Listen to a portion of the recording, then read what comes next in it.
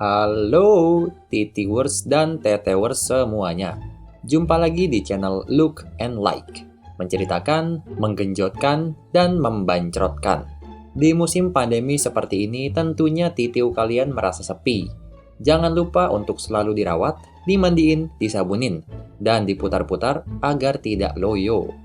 Juga para tetewers, jangan lupa untuk senantiasa memijat-mijat teteu kalian agar lebih mengencang, bulat, kenyal, seperti cilok. Tinggal disodok, ngacrot lah. Kali ini gue akan menceritakan film yang berjudul Searching. Dari judulnya aja sudah ketahuan, Searching, yaitu mencari. Di mana akan dipertontonkan kepada titiu dan teteu bahwa ada seorang ayah berusaha mencari anak perempuannya yang masih muda, yaitu teteu muda yang ternyata hilang selama 1 minggu. Kasusnya pun sudah ditangani oleh kepolisian dan hampir seluruh dunia pun mengetahuinya. Daripada titiu dan teteu penasaran, langsung aja yuk korbankan kuota Anda, kencangkan volume HP-nya, duduk dengan tenang, pala atas puyeng, pala bawah tegang. Jangan panik, please enjoy, look and like.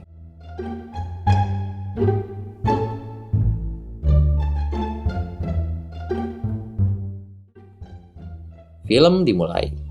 Oh ya, film ini dikemas dalam animasi layar komputer.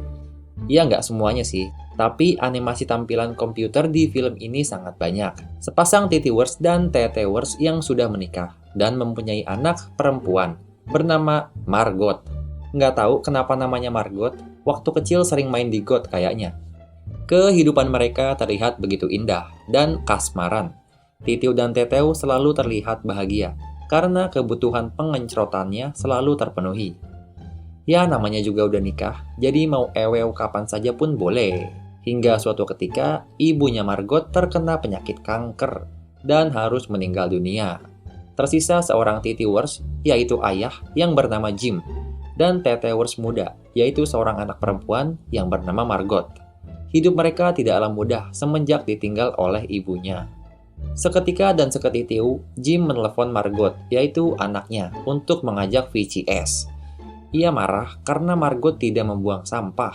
Margot meminta maaf. Ia pula mengatakan bahwa saat ini ia sedang berada di rumah temannya untuk kerja kelompok. Lalu seketitiu, Margot mematikan VCS-nya. Terkesan terbirit-birit hingga membuat titiu Jim bingung dan menciut. Peter, ya bisa dibilang saudaranya Jim. Ia tiba-tiba VCS dan menanyakan tentang resep makanan. Ia juga terlihat teler karena terlalu sering menghisap ganjrot alias ganja. Peter pun menanyakan tentang kehidupan Jim setelah ditinggal oleh istrinya. Tapi Jim mengatakan semua baik-baik saja. Margot menelpon Jim beberapa kali, namun tidak diangkat. Margot pula VCS Jim, namun juga tidak diangkat. Padahal teteunya sedang sangat ingin melakukan VCS. Bercanda. Ngacrit lah. Ternyata itu adalah tengah malam dan Jim sudah tidur. Pagi hari, Jim melihat notifikasi miss Trot alias miss call dari anaknya, yaitu Margot. Tak ambil pusing, ia langsung menelepon Margot, tapi tidak diangkat dan handphonenya pun mati. Ia mengira pagi hari Margot sudah berangkat ke sekolah. Tapi lagi-lagi, Margot tidak membuang sampah yang sudah menumpuk. Sore hari, Jim kembali menghubungi Margot. Nelfon, chat, SMS, tapi nggak dibales. Jim mulai cenat-cenut dan menerka-nerka.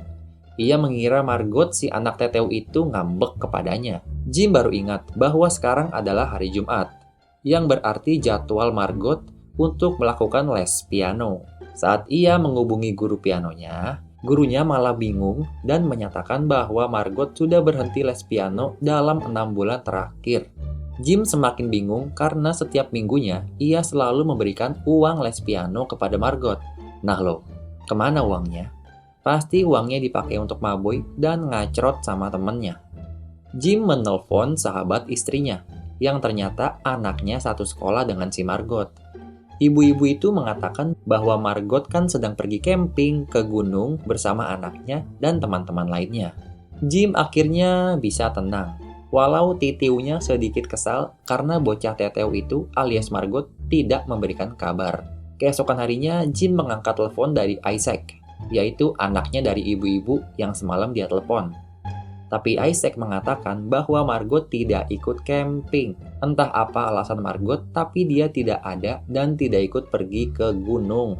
Titiu Jim mulai menciut dan panik. Ia akhirnya menelepon polisi untuk meminta tolong mencarikan anaknya yang hilang. Polisi pun bertindak dengan cepat, ibarat Titiu dan Teteu yang sudah saling mengencang. Jim ditelepon oleh detektif Vic, yaitu seorang detektif polisi perempuan yang ditugaskan untuk menangani kasus ini. Vic adalah detektif handal yang sudah mendapat banyak penghargaan dan pengakuan dari mata kepolisian dalam menangani kasus-kasus. Karena laptop Margot tertinggal di rumah, maka Jim membuka laptop Margot dan mulai mencari-cari tentang keberadaan Margot melalui akun sosial media milik Margot. Dimulai dari Facebook, Jim menelepon seluruh Titiwers dan Tetewers yang menjadi teman Margot. Gila, lu bayangin dah tuh, ngacrot banget ngubungin semua teman-temannya saking paniknya. Jim mulai merasa panik dan malah marah-marah ke Teteu-Teteu temannya Margot. Detektif Vic berhasil mendapatkan rekaman dari CCTV. Terlihat mobil Margot ternyata pergi ke arah sisi kota, yang nampaknya Margot kabur meninggalkan kota ini. Disitulah mobil Margot terakhir terlihat oleh CCTV. Jim menyelidiki rekening Margot, yang ternyata Margot selalu menyimpan uang les pianonya setiap minggu. Lalu Margot melakukan pengiriman transfer uang sebesar $2.500 ke rekening yang tidak diketahui milik siapa. Titiu dan Teteu pun semakin bingung sebenarnya apa yang terjadi terhadap bocah Teteu itu. Detektif Vic mulai meyakinkan bahwa Margot benar-benar kabur ngibrit dari kota.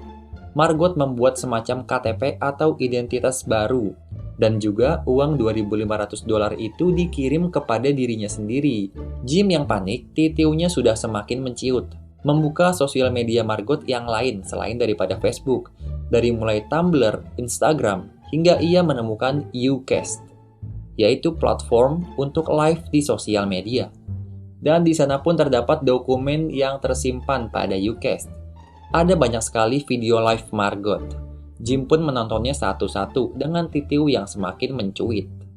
Terlihat sekali Margot tidak mempunyai teman. Saat live, hanya ada 1 atau 2 orang saja yang menonton. Hingga Margot mendapatkan teman medianya yang bernama Fish and Chips.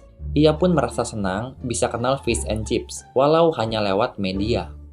Karena hanya dengan Fish and Chips, ia bisa saling chat, curcol, dan ngacrot online.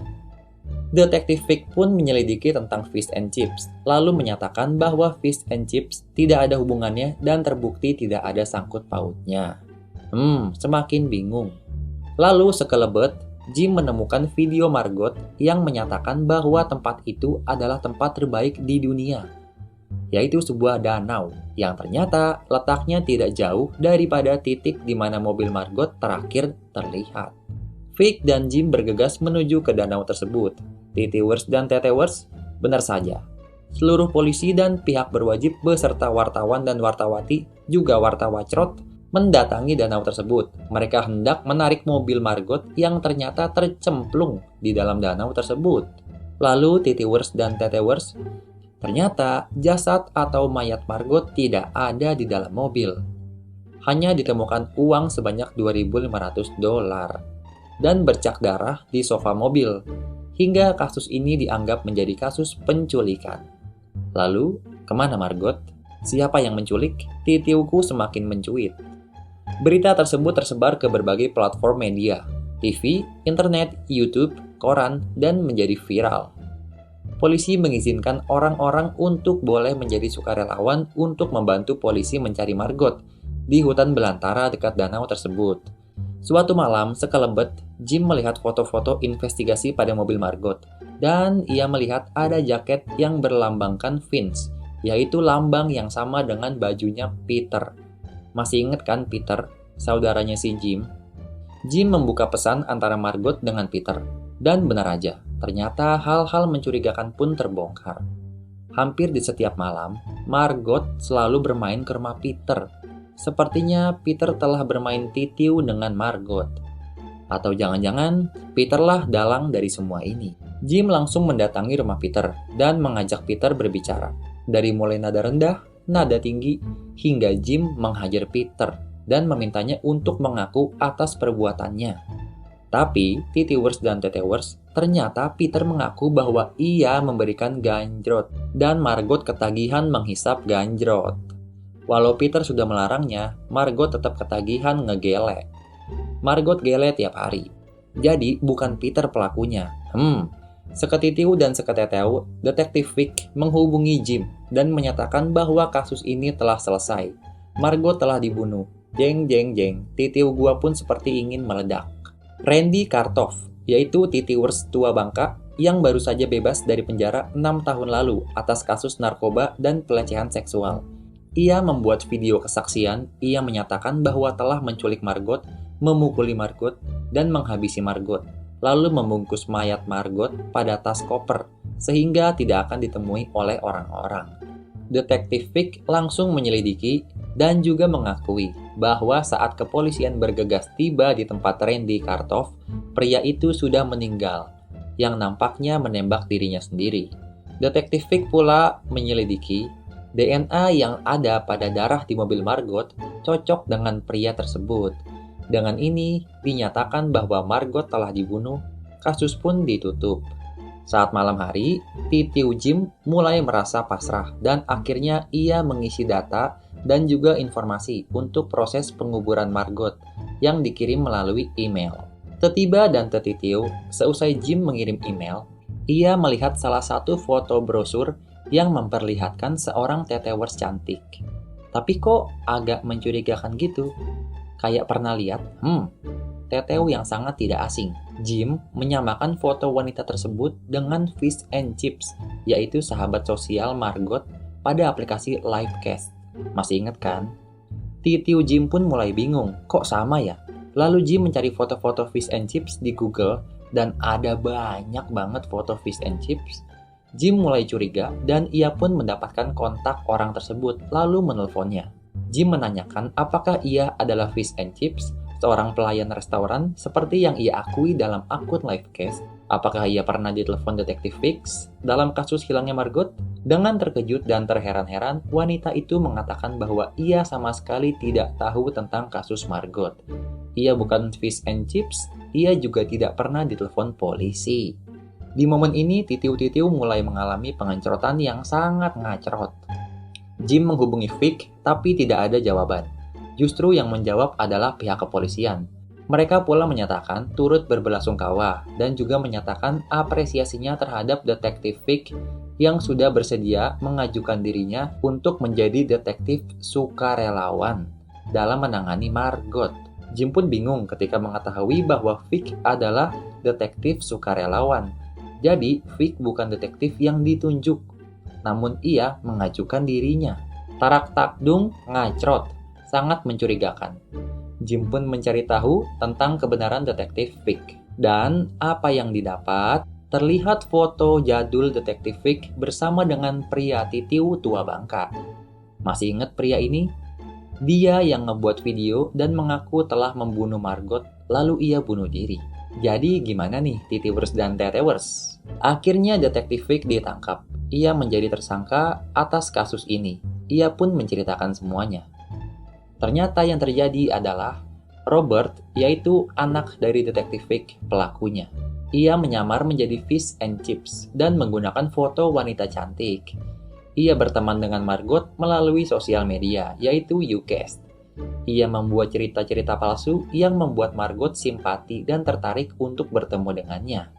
Ia juga berpura-pura membutuhkan uang $2.500 untuk operasi orang tuanya yang terkena kanker. Pada malam di mana Margot menghilang, Robert mengajak Margot bertemu. Ia ingin mengaku bahwa selama ini ia telah berbohong. Terjadi perkelahian yang menyebabkan Robert tidak sengaja mendorong Margot jatuh ke dalam jurang. Robert menelpon ibunya, yaitu Detektif Vic. Vic segera datang ke lokasi dan Vic meminta Robert untuk diam dan tidak memberitahu siapa-siapa. Vic membuang mobil Margot ke danau sehingga jejaknya pun hilang. Karena mobilnya Margot akhirnya ketahuan, maka Vic memutuskan untuk melarang daerah-daerah pencarian Margot, yaitu tempat di mana Margot terjatuh, dengan alibi bahwa polisi sudah mencari di daerah tersebut. Ya makanya si Margot ini nggak ketemu-temu. Nah, akhirnya Vic meminta Titi-Wers tua bangka untuk berpura-pura mengakui telah membunuh Margot, yang sebenarnya ia adalah rekannya sendiri. Dari mulai KTP, identitas Margot, hasil DNA dari bapak tua, dan juga pengakuan-pengakuan lainnya adalah kebohongan yang dibuat oleh detektif Vic. Seketitiu dan seketeteu, Jim beserta seluruh pihak kepolisian mendatangi jurang di mana Margot tercemplung. Mereka mencari Margot karena yakin bahwa Margot masih hidup. Dan benar saja, si bocah teteu itu ditemukan dengan keadaan yang sudah terluka-luka dan mengenaskan. Tapi bocah teteu itu masih hidup. Ngacrot lah. Ya, ternyata detektif Vic lah yang menjadi dalang selama ini. Jim pun memulai kembali kehidupannya bersama Margot dengan lebih ceria, penuh kasih sayang, dan asupan gizi untuk titiu dan teteu yang terpenuhi. Film pun selesai. Jujur, film ini sangat membuat penasaran. Endingnya pun tidak disangka-sangka. Biji-biji dari titiu pun meluap-luap. Juga teteu-teteu menjadi membal seperti bola bekel. Sampai jumpa di pertemuan selanjutnya. Semoga para titiwers akan menjadi titiu yang besar dan kuat. Juga para tetewers menjadi teteu yang mancung, bulat, padat, dan nikmat. Salam ngacrot. I love you.